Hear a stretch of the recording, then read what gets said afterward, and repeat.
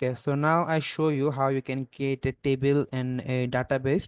So now I'll show you how you can insert information to the table. So like suppose I want to insert information to this students. So for that, what I have to do, I have to type insert into. After that, I have to give like which table I want to insert this information, like students, and make sure the spelling is correct, otherwise it won't work. After that, what I can do, I can specify the field, like the thing I declare first, the ID, name and subject. Right now I don't have to specify the type also, like the integer type or the varchar type.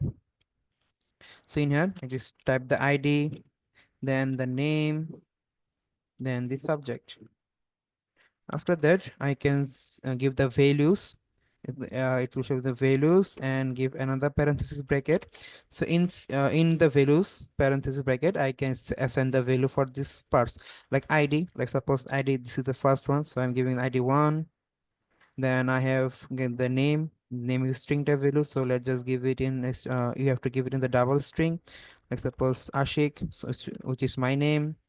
Then the subject, like suppose math.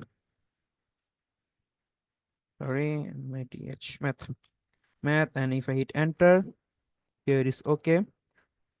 So now if I want to see the information of this table, the students, so for that what I have to do, select the into means everything from this table. I want to see every information on this table with the table name, which is students,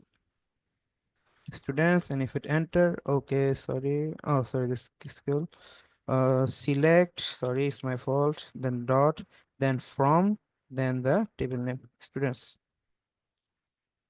See, now I can see the table details in here. The ID is 1, the name is Ashik, and the subject is math.